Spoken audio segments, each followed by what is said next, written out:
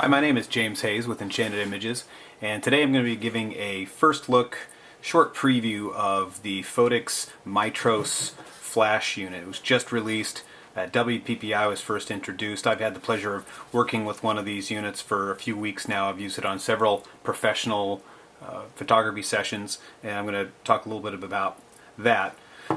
Basically, this unit is a full TTL flash unit.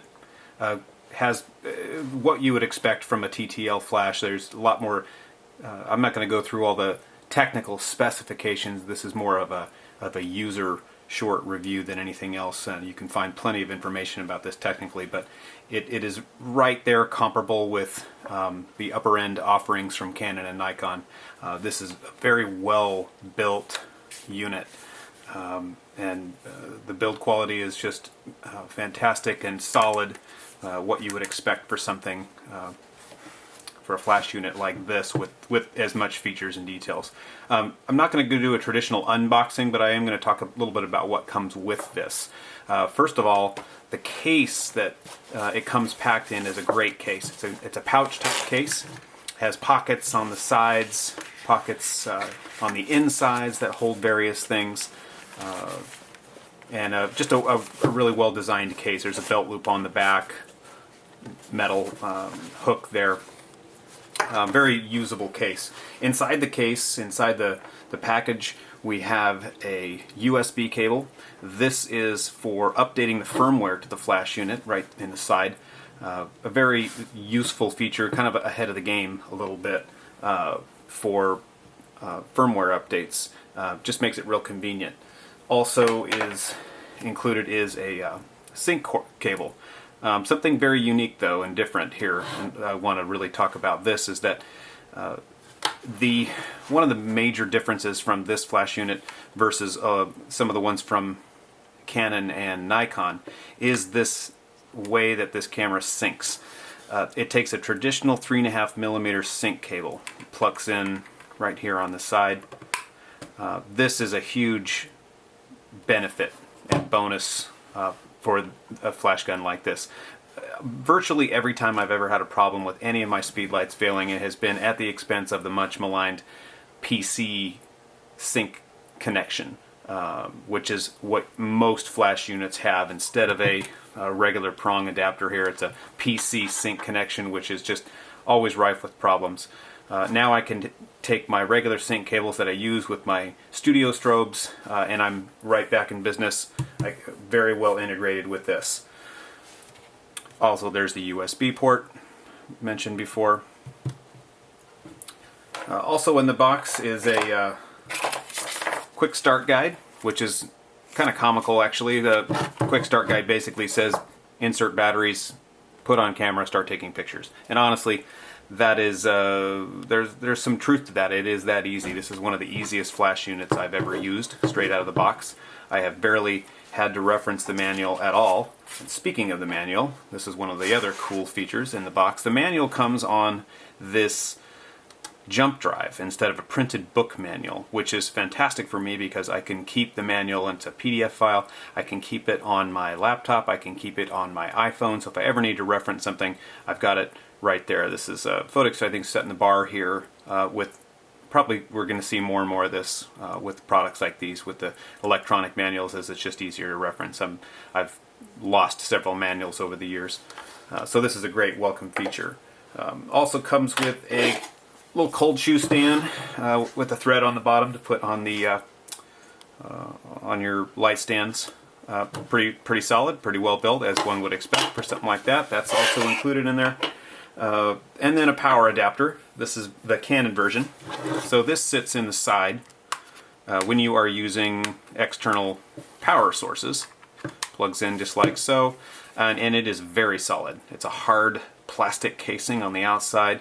It fits in there really well. I wouldn't be afraid to hang things off of that. Really no problem at all. So that's for using external power source, and I have been using a Godox lithium external power supply. Works no problem. The recycle times on this unit with that have been fantastic and quick. So again, this is a fully functional TTL flash. It has all the features that you would expect: high-speed sync.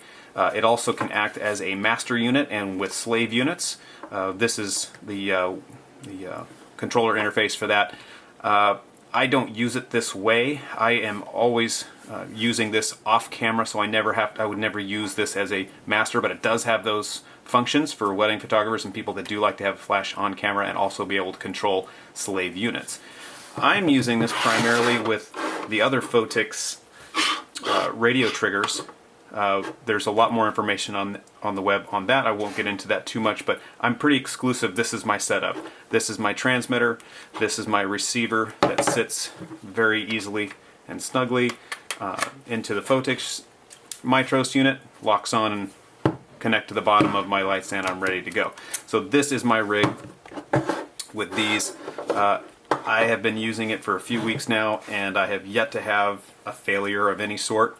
I turn them on and they work. It's been a great system for me for the last several weeks. So the flash unit, very simple, straightforward, nice big display here. I'm in the manual mode now.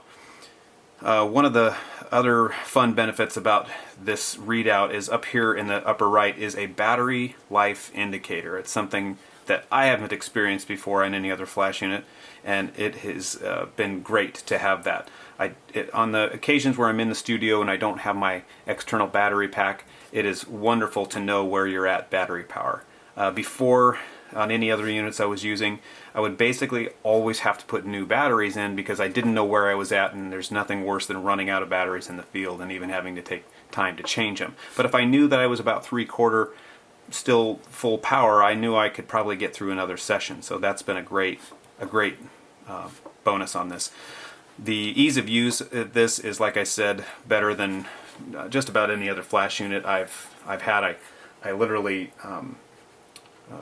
got this flash unit in and unboxed it and took it straight to a shoot, something I've never done before with any other flash unit, or really any other piece of gear, but I was pretty confident from using the Odin system before that it was going to work straight out of the box, and it did. It was great. Powering up, down, and third increment stops, which is great on a manual mode. Test button, and you get a beep to tell you when you're ready for the next flash. That has been huge. All the modes that one would expect, manual, TTL, and there's even a optical slave, which has been really huge for me. Nikon users have experienced this in their flashes for years, but Canon guys haven't. And this has a built-in optical slave, and it works great. It's super sensitive. I use this flash all the time now in the studio. If I need a quick backlight or something, I'll just simply throw this on a stand, turn it on, and away we go. And that's been great. Zoom features, just like the Canon and Nikon versions, you can adjust where you want to go with your zoom, all the way up to 105 millimeter and back down to 24. Works pretty quickly. You can also control that zoom with this Phottix controller, the Odin controller on your camera, which is great.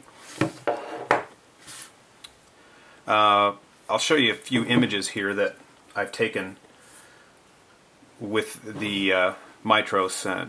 This first image is the one that I told you about that I mentioned before, that I literally took the Mitros out of the box, threw some batteries in it, and went to this session and wired it up with the Odin at the very end of the session, and got this shot, and it worked right off the bat. And I think this was one of the first frames I took actually with it.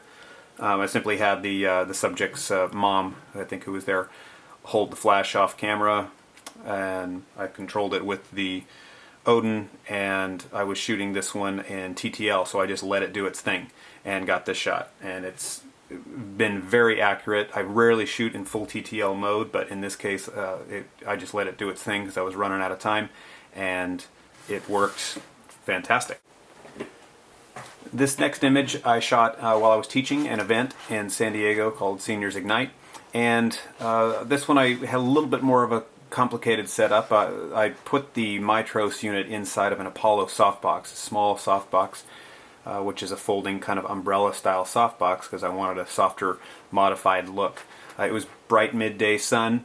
I had the subject in shade, but the background was really bright and hot, and so I had to use high-speed sync with the Mitros to reduce the background overall brightness, because I wanted to be shooting at a wide aperture. And this is, I think, this is really the main use and the main way that I use the Mitros and the Odin together. I'm almost always shooting in manual mode with a high-speed sync, which is just has really opened up the doors for me for outdoor flash photography with small strobe like this, and I don't have to carry around a lot of big equipment and neutral density filters, etc. This has really been helpful. So this shot was taken that way. I was well over a normal sync speed inside a modifier, and I think I may have only been at quarter power here. I wasn't even pushing the limits at all of the Mitros. It was more than ample power for this kind of a scene.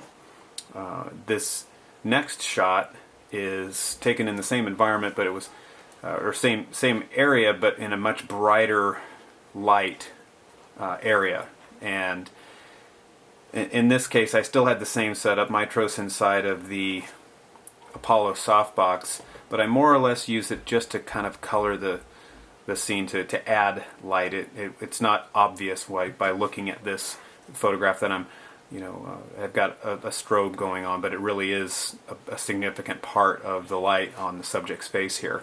But again, high-speed sync, very large aperture. I think I was shooting at f1.2 in this, so I was definitely taxing the upper end of the power of the Mitros unit, but still no problem at all. And of course, using an external battery pack, I was able to recycle very quickly and get through these.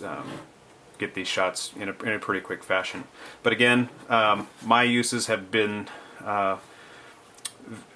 pretty similar on every session with this. I'm typically taking it out inside a small modifier and using it with the Odin, and it has just performed flawlessly. And of course, again, being able to use this in the studio environment with the optical slave has just been wonderful. I like to use filters on the edge, on the front edge. I have a David Honnell Velcro adapter that I can put different color filters, and this thing really makes a great kicker light. I did not bring, I left it at the studio, and I apologize for this, but the Mitros does come with a dome diffuser that fits over the top. You can see the locking buttons here on either side. I never use that because I believe that's more for use if you were going to use this unit on camera, which I never do. So I didn't bring that, but it does come with that, and it's a nice dome diffusion. It does just fit right over the top. It locks on really solid. It's kind of a translucent plastic, so that's one more thing that comes with.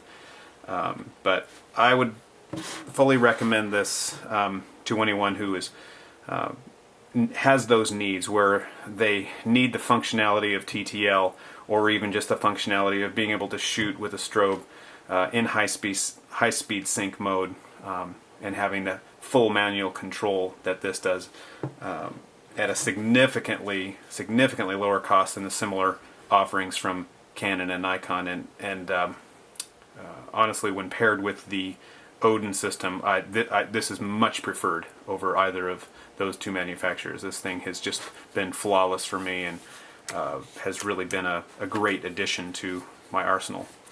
Again, this is the Phottix Mitros flash unit, and they are at Phottix.com, and check them out. They make fantastic stuff.